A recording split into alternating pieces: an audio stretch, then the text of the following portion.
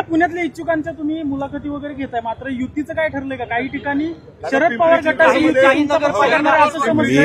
मी त्यांना माझ्या कार्यकर्त्यांना सांगितलं त्या भागामध्ये तुम्हाला जे योग्य वाटतं ते त्या ठिकाणी करा. कारण काय झालं, 11 तारखेला माझ्या माहितीप्रमाणे ड्रॉ निघाले आरक्षणाचे, आणि आरक्षणाचे ड्रॉ निघाल्यानंतर मग तो 4चा प्रभाग, इथं 5चा आहे ना, काही एखाद्या ठिकाणी 5चा प्रभाग, हो एकच आहे पण आहे, असे कसे असावेत, त्याच्यामध्ये महिला कुठल्या घटकातल्या म्हणजे ओबीसी, सर्वसाधारण, SC ST, पुरुष कसे, अशा सगळ्या गोष्टी चाललेल्या आहेत. प्रत्येकजण आपापल्या पद्धतीनं आपल्या विचारांचं पॅनल कसं स्ट्रॉंग होईल याबद्दलचा प्रयत्न त्या ठिकाणी करतायत, आणि सगळ्याच राजकीय पक्षांचे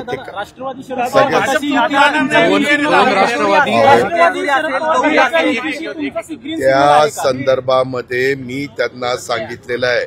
आज मला सुभाष जगताप पण भेटले, आज मला सुनील टिंगरे पण भेटले, मला चेतन तुपेजी भेटले, दत्ता धनकवडेजी भेटले, सगळे अनेक मान्यवर, माजी नगरसेवक पण भेटले, आणि हे आमचे सहकारी पण भेटले.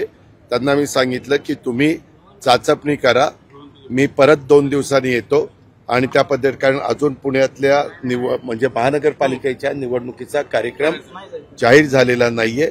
त्याच्यामुळे काय काय होतंय, कसं कसं होतंय, 9 वर्षांनी निवडणुका लागल्यात, म्हणजे एक बॅचच जवळपास ती जी संधी गेलेली आहे. त्याच्यामुळं काही जुने पण इच्छुक झालेले आहेत, साहजिक आहे, आणि नवीन पण वाटतं की आता आम्ही नव्या दमाचे आहोत, आम्हाला पण संधी मिळाली पाहिजे, अशा प्रकारचे त्यांचे भाव. 2 राष्ट्रवादींच्या समीकरणाबाबत एक चर्चा होती आहे. 2 राष्ट्रवादींच्या समीकरणाबाबत काय आहे? अरे बापा, मी तेच सांगतोय ना. आता तुम्ही प्रत्येक वेळेस, आज आम्ही महायुतीमध्ये आहोत, महायुतीच्या संदर्भात आमचं काम चाललेलं आहे, परंतु आता साधारण नगरपालिका नगरपंचायतीच्या निवडणुकीमध्ये कुठल्या कुठल्या शहरामध्ये काय काय घडतंय हे साधारण अंदाज त्या ठिकाणी येईल. तो अंदाज आल्यानंतर पुढच्या गोष्टी त्या ठिकाणी ठरतील. नाही, लढायचे, कारण ज्या पद्धतीने हालचाली होत आहेत पिंपरी चिंचवडमध्ये, तुमचेच पदाधिकारी सांगतात की दादा आणि साहेबांचं बोलणं सुरू आहे. जेव्हा का वेगवेगळे कार्यकर्ते वेगवेगळी भूमिका मांडतात,